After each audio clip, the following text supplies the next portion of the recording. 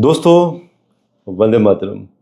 आज हम यूएसए का चार्ट एनालिसिस करेंगे उसके ऊपर और देखेंगे कि आने वाला समय क्या दर्शाता है। इलेक्शन भी होने वाले हैं।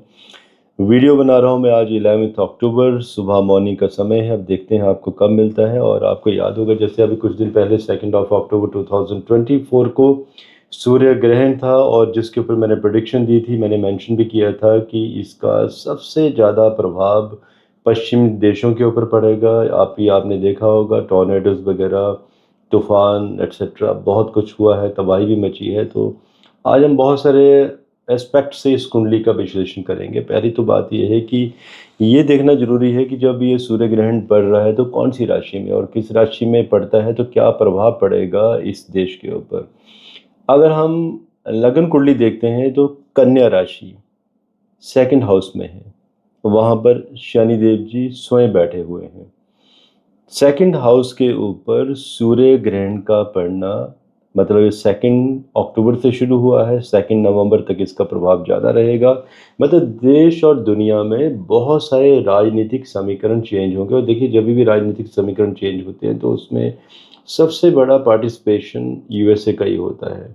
यूएन की जब बात करते हैं तो वो भी कहीं ना कहीं यूएस के द्वारा ही फॉर्म किया गया है। नाटो की बात भी करें तो वो भी यूएस के द्वारा ही फॉर्मेशन की गई थी। जैसे कि मैंने बहुत पहले कहा भी था, ऐसे 3 वर्ष पहले, कि नाटो आगे टूटेगा, कुछ ना कुछ विद्रोह होगा। आप देखिए अभी पीछे इसराइल ने भी फ्रांस के एक गैस के भंडार जो कि लेबनान में थे वहां पर अटैक कर दिया था। कुछ कुछ कॉम्प्लिकेशंस आई, ठीक है, सुधर गई हैं। सो देखिए, इनका सबका कनेक्शन कहीं ना कहीं यूएस के साथ है। मुझे मालूम है कई लोग ये सोच भी रहे होंगे कि बात हम यूएस की कर रहे हैं, लेकिन लेबनान और इसराइल यहाँ पर कैसे आ जाते हैं। देखिए, सेकंड हाउस है आपका धन का, स्टोरेज, बैंकिंग। अगर हम चंद्र कुंडली से विचार करें तो चंद्र कुंडली से अष्टम स्थान पर ये ग्रहण लगा है यूएस के ऊपर। आठवां घर क्या है?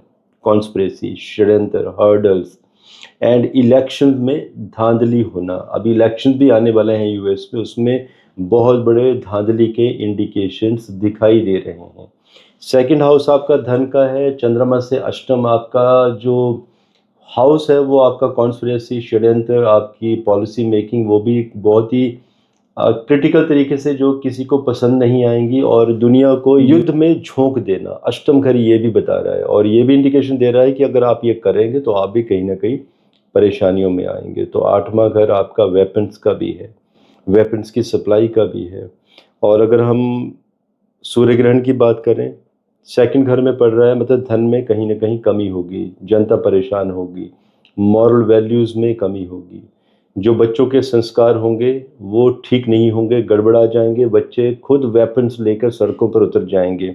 इसके ऊपर पहले भी एक मैं कंप्लीट वीडियो इसी के ऊपर कवरेज दे चुका हूँ कि अब ये प्रभाव ज़्यादा दिखेगा। अचानक ही आप देखेंगे किसी छोटे से 12-15 साल के बच्चे ने अचानक मॉल में, पब्लिक में, कहीं ना कहीं बड़े प्लेसेस में गोलियां चलाना शुरू कर दी। ऐसे एक इंडिकेशन भी दिखाई दे रहे हैं। अगर हम दशा महादशा की बात करें तो राहु महादशा में इस समय अंतर चल रहा है शनि का, सितंबर 2026 तक, और शनि बैठे हैं सेकंड हाउस में और तीसरी दृष्टि फोर्थ हाउस में, जनता स्थान में। जनता त्रस्त होगी क्योंकि शनि देव जी लगन के शत्रु हैं और शनि देव जी की जो दृष्टि है वो अष्टम घर, हर्डल स्थान के ऊपर। और इसके बाद एक और दृष्टि दिखाई दे रही है 12th हाउस, व्यय स्थान, बहुत बड़ी परेशानियां। और चौथा घर जनता, जनता त्रस्त कैसे होगी क्योंकि फाइनेंसिस के लॉर्ड मर्करी ट्रांजिट में अच्छी पोजीशन में नहीं जा पा रहे हैं।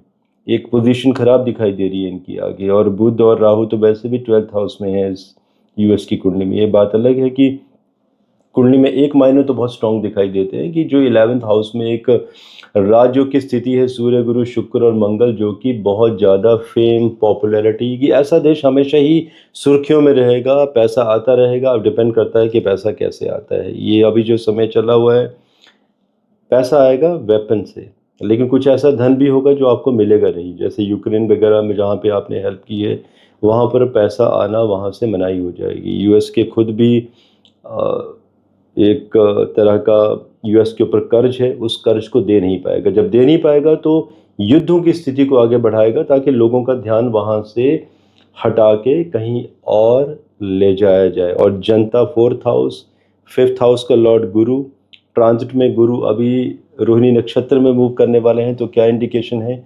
आज 11 अक्टूबर है, अब देखते हैं कब होता है। 16 अक्टूबर के आसपास यूएस की स्टॉक मार्केट में धमाका, विस्फोट, लोअर सर्किट्स नीचे की तरफ, तो स्टॉक मार्केट में एक बहुत बड़ा नुकसान होते हुए नज़र आ रहा है यूएस में। एंड मंदी, सॉफ्टवेयर कंपनीज का अचानक प्रोजेक्ट्स हाथ से चले जाना। और देखिए, जब यूएस में ही सॉफ्टवेयर कंपनीज के पास प्रोजेक्ट्स नहीं होंगे तो दुनिया में आप सोचिए कितनी बड़ी मंदी के हालात आपको देखने को मिलेंगे। तो यहाँ पर एक मंदी के भी हालात नज़र आ रहे हैं अभी। इसके साथ साथ नेचुरल कैलेमिटीज़, टोर्नेडोज, अर्थक्वेक और वाटर कैलेमिटीज, ये सब के सब इंडिकेशन, क्योंकि इस समय चंद्रमा यूएस की कुंडली में अगर देखा जाए तो 2 डिग्री 19 मिनट धनिष्ठा नक्षत्र के हैं और साढ़े सती का पीरियड भी शुरू हो चुका है। महादशा अंतर्दशा राहु और शनि की है, तो एक तरह का ये बैड टाइम है। और ये भी इंडिकेशन दिखाई दे रहा है कि जो प्रवासी लोग जो दूसरी दुनिया से आए हैं, दूसरी दुनिया मीन्स कि दूसरे देशों से आए हैं, कई बार मैं ऐसे कई बार वर्ड कह देता हूँ तो उसका कई लोग आजकल मजाक भी बनाने लगे हैं, मेरे नाम पे आजकल वीडियो बनाने लगे हैं। ठीक है, वो मेरे नाम का फ़ायदा लेना चाहते हैं तो ले सकते हैं।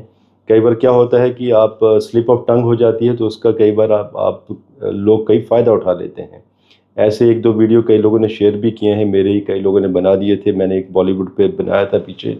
सो बेस्ट है, चलिए किसी को अगर मेरे नाम का फ़ायदा मिलता है तो भी अच्छी बात है। So this is a kind of combination कि एक बहुत ज़बरदस्त तरीके से यूएस में परेशानी, जो यूएस में लोग दूसरे देशों से आए हुए हैं, अचानक ही अपनी अपनी कंट्रीज़ में वापस आना शुरू हो जाएंगे। आपको याद होगा मैंने एक बहुत पहले वीडियो कवर किया था, अराउंड आई थिंक 1 साल होने वाला होगा, जब मैंने कहा था कि भारतीय यूएस, कनाडा, ऑस्ट्रेलिया से धीरे धीरे अभी वापस आना शुरू होंगे, क्योंकि भारत की अर्थव्यवस्था अभी धीरे धीरे काफ़ी बड़े पैमाने पर बढ़ती चली जाएगी। देखिए, यूएस में क्रैश होगा स्टॉक मार्केट में तो इसका प्रभाव पूरी दुनिया में आएगा, भारत में भी आएगा, भारत की कुंडली में भी ऐसे इंडिकेशन दिखाई दे रहे हैं, लेकिन प्रभाव एज कम्पेयर टू यूएस से कम होगा। सो कुल मिलाकर हर्डल का समय है। और जो भारतीय यूएसए में है उनके लिए मेरा एक सजेशन भी है, आप आंकलन करें अपनी जॉब का, अर्थव्यवस्था का, मंदी का, और सही तरीके से डिसीज़न लें, कोई गलती ना करें, क्योंकि एक अटैचमेंट होती है अपने देश के लोगों के लिए जब वो बाहर चले जाते हैं और गलतियां करते हैं और अचानक वापस आना पड़ता है। अब बात आती है इलेक्शन की कि इलेक्शन में कौन जीतने वाला है, तो उसके लिए मैंने ऑलरेडी प्रेडिक्शन दी हुई है।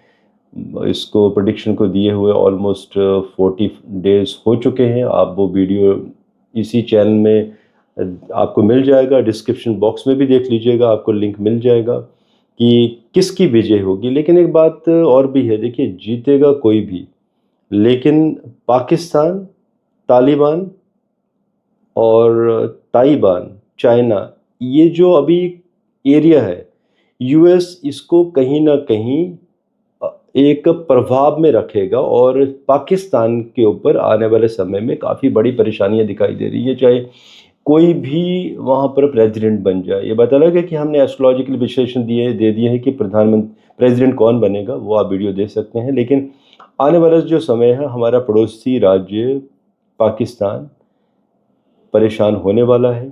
और बहुत सारी और भी प्रेडिक्शंस हैं मंडेन में जो मैं आपको देने वाला हूँ, जिसमें कि कुछ नेता जो अभी जेलों में बंद है, जिनके बारे में मैंने प्रेडिक्शन दी थी, अचानक ही आप देखेंगे कि वो बाहर भी आना शुरू हो जाएंगे। सो देते हैं वन बाई वन, आपको थोड़ा सा वक्त दीजिए, इंतज़ार कीजिए, और कोई क्वेश्चन होंगे तो आप ज़रूर पूछिए। आज के लिए मुझे इजाज़त दीजिए। धन्यवाद। जय हिंद, भारत माता की जय।